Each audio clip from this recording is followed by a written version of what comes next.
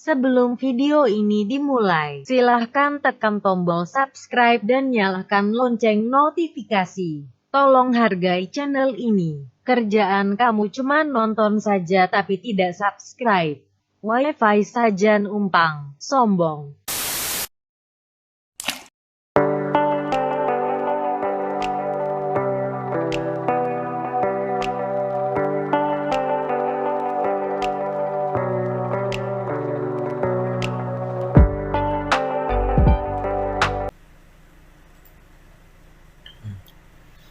Bismillahirrahmanirrahim. Assalamualaikum warahmatullahi wabarakatuh.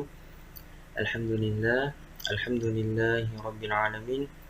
Wassalatu wassalamu ala asyrafil anbiya'i wal mursalin wa ala alihi wa sahbihi ajma'in, amma ba'd.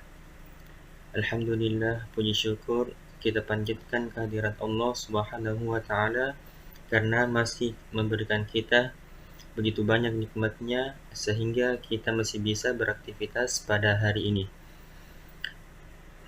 Tak lupa pula kita kirimkan salawat serta salam kepada junjungan kita Nabiullah Muhammad sallallahu alaihi wasallam, Nabi yang telah membawa kita dari alam kegelapan menuju alam yang terang menderang. Ya, baik. Saya akan menjelaskan tentang topik-topik yang pertama, yaitu hakikat dan urgensi identitas nasional. Konsep identitas nasional dibentuk oleh dua kata, identitas dan nasional. Kata identitas berasal dari kata identity atau bahasa Inggris, atau di dalam Kamus Besar Bahasa Indonesia berarti ciri-ciri atau keadaan khusus seseorang atau jati diri. Dengan demikian, identitas menunjuk pada ciri atau penanda yang dimiliki seseorang atau kelompok. Adapun kata nasional berasal dari kata nasional atau bahasa Inggris, atau di dalam Kamus Besar Bahasa Indonesia berarti bersifat kebangsaan, berkenaan, atau berasal dari bangsa sendiri.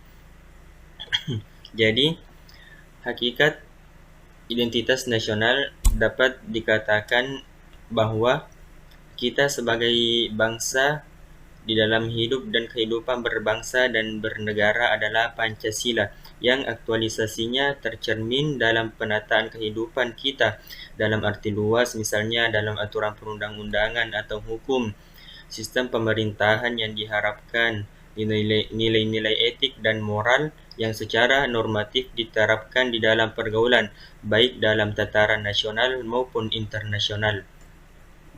Ya. Topik yang kedua yaitu dinamika dan urgensi identitas nasional. Sumber historis, sosiologis, dan politik identitas nasional.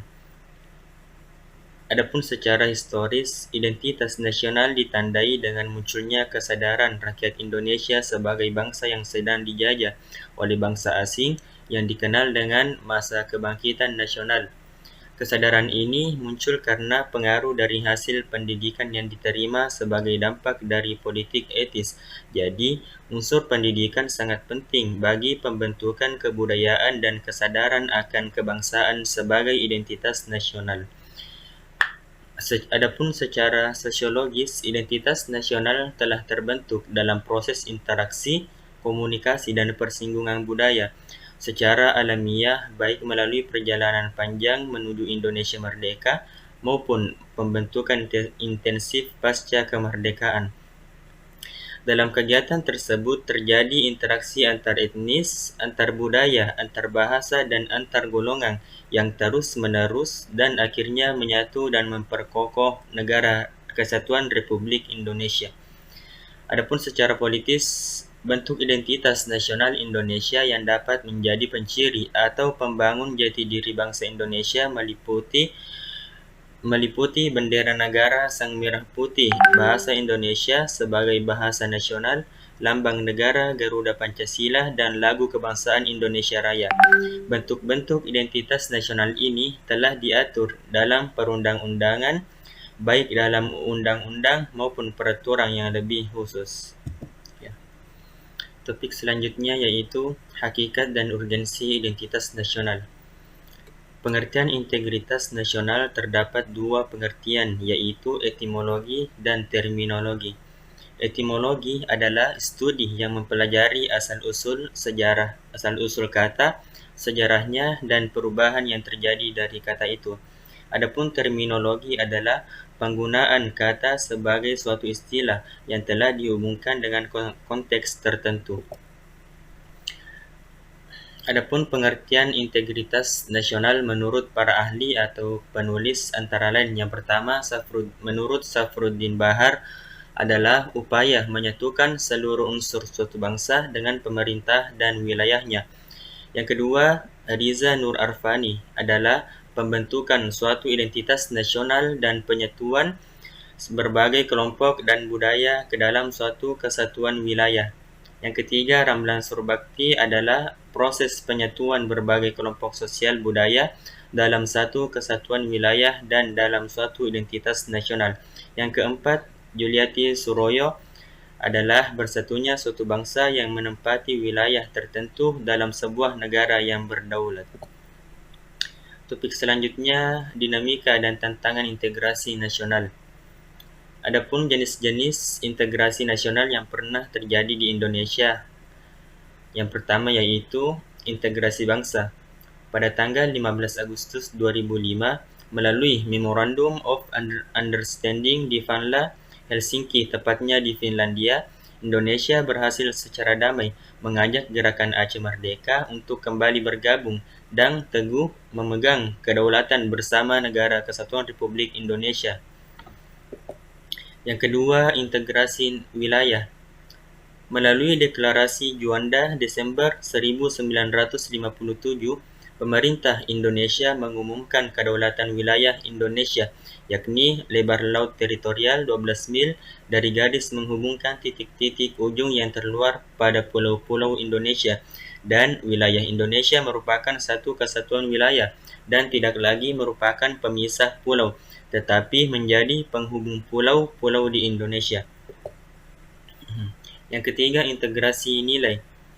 Pengembangan Pancasila sebagai nilai integratis terus-menerus dilakukan, misalnya melalui kegiatan pendidikan Pancasila, baik dengan mata kuliah, perguruan tinggi, dan pelajaran di sekolah. Dan saat ini melalui kurikulum 2013 terdapat mata pelajaran pendidikan kewarganegaraan. Melalui pelajaran ini, Pancasila sebagai nilai bersama dan sebagai dasar filsafat negara disampaikan ke generasi muda. Yang keempat, integrasi elit massa. Ditandai seringnya pemimpin mendekati rakyatnya melalui berbagai kegiatan, misalnya kunjungan daerah, temu kader PKK, dan kotak pos presiden. Yang kelima atau yang terakhir yaitu mewujudkan perilaku integratif yang dilakukan dengan pembentukan lembaga-lembaga politik dan pemerintahan, termasuk birokrasi. Dengan lembaga dan birokrasi yang terbentuk, maka orang-orang dapat bekerja secara terintegratif dalam suatu aturan dan pola kerja yang teratur, sistematis, dan bertujuan. Adapun dalam mewujudkan integrasi nasional Indonesia, tantangan yang dihadapi datang dari dimensi horizontal dan vertikal. Dalam dimensi horizontal, tantangan yang berkenaan dengan pembelahan horizontal yang berakar pada perbedaan suku, ras, agama, dan geografi. Sedangkan dalam dimensi vertikal berupa celah perbedaan antara elit dan massa, di mana latar belakang pendidikan kekotaan menyebabkan kaum elit berbeda dari massa yang cenderung berpandangan tradisional. Ya. Topik selanjutnya yaitu hakikat dan urgensi konstitusi negara. Ya. Konstitusi mempunyai dua pengertian, yaitu pengertian secara luas dan sempit. Secara luas berarti keseluruhan peraturan baik tertulis maupun tidak tertulis yang mengatur secara mengikat mengenai tata cara suatu pemerintahan diselenggarakan dalam suatu negara atau masyarakat. Yang kedua yaitu secara sempit, yang berarti konstitusi hanya diartikan sebagai hukum atau peraturan-peraturan yang tertulis saja. Topik selanjutnya yaitu dinamika dan tantangan konstitusi negara. Adapun dinamika yang telah terjadi di Indonesia, yang pertama yaitu UUD Negara Republik Indonesia 1945, 18 Agustus 1945 sampai dengan Agustus 1950, dengan catatan mulai 27 Desember 1949 sampai dengan Agustus hanya berlaku di wilayah Republik Indonesia. Yang kedua, Konstitusi RIS 1948 yang dimulai pada 27 Desember 1949 sampai dengan 17 Agustus 1950. Yang ketiga, Undang-Undang Dasar 1950 yang terjadi 17 Agustus 1950 sampai dengan 5 Juli 1959. Yang keempat, Undang-Undang Dasar Negara Republik Indonesia 1945 atau Orde Lama yang terjadi 5 Juli 1959 sampai dengan 1965. Yang terakhir yaitu Undang-Undang Dasar Negara Republik Indonesia 1945 atau Orde Baru yang terjadi pada 1966 sampai dengan 1998.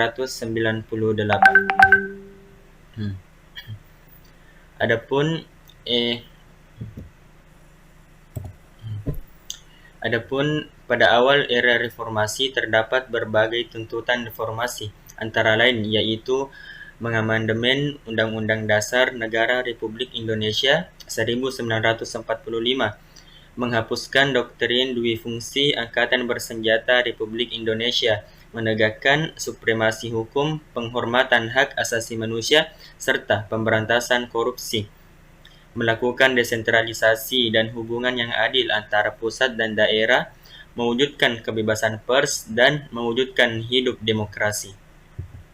Ya, mungkin cukup sekian penjelasan atau presentasi dari saya. Apabila ada salahnya mungkin itu dari diri saya pribadi, dan apabila ada benarnya mungkin itu dari Allah Subhanahu wa taala. Wabillahi taufik wassa'adah. Assalamualaikum warahmatullahi wabarakatuh.